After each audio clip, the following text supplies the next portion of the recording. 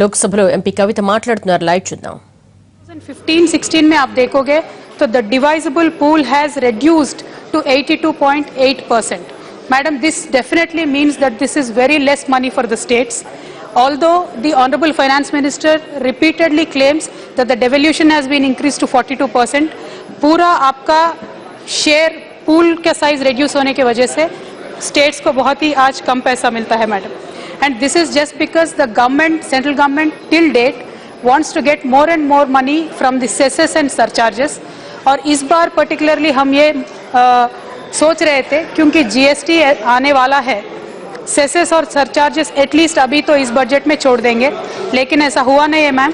The cesses and surcharges are continuing and with the GST to be rolled out in July sir, I only hope this will be done away in future so that the state governments will have good money to spend for the public welfare.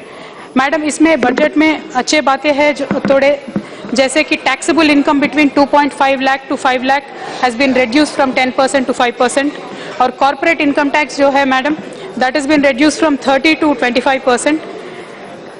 और एक simple 1 page form जो विदेशों में होता है, जो हम पहले दूसरे देशों में थे अपने आप टैक्स भर सकते थे, आज एक ऐसा माहौल हमारे देश में भी आ रहा है. That is a very good and welcome move madam.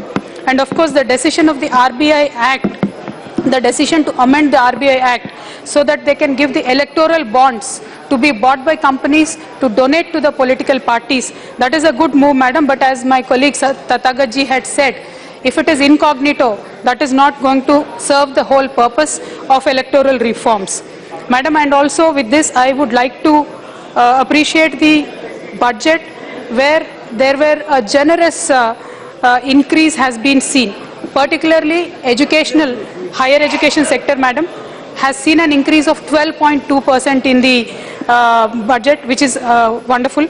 From 29,703 crores to 33,300 crores it has been increased. And same thing with Pradhan Mantri Awas Yojana, Pradhan Mantri Sinchai Yojana, there has been a good increase. And particularly I would like to mention the National Nutrition Mission, where it was 175 crores, now it is increased to 1,500 crores. And maternity benefits program, which only used to get 634 crores, now gets 2,700 crores madam. This is a very good increase and I truly appreciate the government for doing that. And of course defense budget में भी 4.2% का increment हुआ है, लेकिन defence में usually ये होता है कि we procure a lot of our equipment from abroad, so there could be some fluctuations and of course fluctuations of the rupee also we have seen of late. तो इस फ्लक्चुएशन के वजह से क्या डिफेंस अपने जो भी मिसाइल्स है, जो भी इक्विपमेंट है, आर्मरी है खरीदना है, वो खरीद पाएंगे? वो एक बहुत ही बड़ा क्वेश्चन है मैडम. तो इसके बारे में शायद एक बार सरकार को वापस सोचना पड़ेगा. और इस माहौल में मैडम, जब जेटली जी ने बजट में कहा था कि इस बजट में I want to transform, energise and clean India, we were really hoping that he would get some very good policies. And I would like to bring to the notice of Honorable Finance Minister one particular allocation madam. This is the Pradhan Mantri Awas Yojana, Pradhan Mantri Gramin Awas Yojana. Sir, center government had today decided that it will build 3.26 million years in this year, whereas the state governments have stated that they are only going to make 2.41 million houses this year madam. यानी centre government के सोच में और state government के सोच में तकरीबन एक 30% का अंतर है. और अगर इसके लिए आपने 9,000 करोड़ बढ़ा के भी आपने पैसे दे दिए हैं, यानी सरकार को एक बार वापस सोचना पड़ेगा मैम कि आपने जो बढ़ा के पैसा दिया है क्या वो गोल आप मीट कर पाएंगे या नहीं कर पाएंगे. और मैडम एक और बात मुझे बतानी है, ये प्रधानमंत्री आवास योजना जो है इसका पहले नाम इंदिरा आवास योजना था. इंदिरा आवास योजना को लेके प्रधानमंत्री आवास योजना किया गया है, लेकिन सरप्राइजिंगली मैडम तब से इसमें जितने घर बनते हैं वो घटते आ रहा है.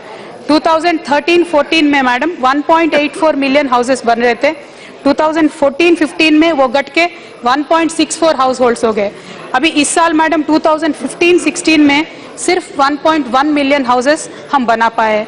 तो मुझे लगता है मैम सिर्फ नाम बदलने से काम शायद नहीं बदलेगा, हमें काम और जोरदार तरीके से करना पड़ेगा, राष्ट्रों को, स्टेट्स को कॉन्फिडेंस में लेना पड़ेगा और साथ में मिलके गोल्स फिक्स करने पड़ेंगे और इसके लिए काम करने पड़ेंगे. Madam, and I would also like to mention that in engineering, there is a concept, madam, called point of application of force. ये होता है कि अगर किसी बाहरी चीज को आपको मूव करनी है, हटानी पड़ती है, तो आप खुद इतना ताकतवर होते नहीं हो, लेकिन आदमी इंटेलिजेंट है तो ऐसा कुछ इंस्ट्रूमेंट बनाते हैं, एक पर्टिकुलर पॉइंट पे फोर्स अप्लाई करते हैं तो अपने आप वो बारी चीज हट जाती है. तो पॉलिसी बनाने में भी यही होना चाहिए कि पॉलिसी एक पिवटल हो. बड़े से बड़े काम करने के लिए भी एक तरकीब के साथ पॉलिसी किया जा सकता है. आज हमने पॉलिसी बहुत बनाए, आवास योजना का होने दीजिए, कुछ भी होने दीजिए, लेकिन वो पॉलिसी अगर जब इम्प्लीमेंट होती नहीं है तो उसका कोई मतलब होता नहीं है. तो I believe that needs to be really taken into interest, madam. And of course, there has been just a 300 crore increase in the allocation of midday meal scheme. I hope it will be revised soon. And there is only a 50 crore increase in National Rural Drinking Water Scheme, madam. And the outlay for the Pradhan Mantri Gramin Sadak Yojana is stagnant as it is at 19,000 crores.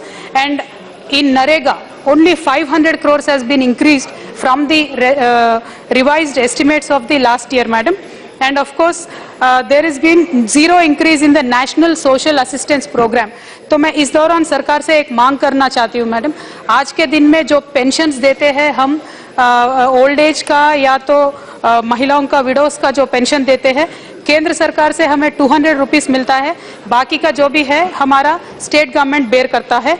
तो मेरा ये मांग है आज केंद्र सरकार से कि ये 200 रुपीस के अमाउंट को आप इंक्रीज कीजिए, 500 रुपीस कीजिए, क्योंकि हमारे तेलंगाना जैसे बहुत सारे ऐसे प्रदेश है जहाँ पे हम 1000 रुपीस का पेंशन देते हैं for widows and old age, and 1500 rupees pension देते हैं जो दिव्यांग जन होते हैं. तो आज मेरा केंद्र सरकार से ये मांग है कि इसको बढ़ा के 200 से आप 500 रुपीस पर पर्सन दीजिए. और sir, only 120 crores increase we have seen in the Amrut scheme, sir.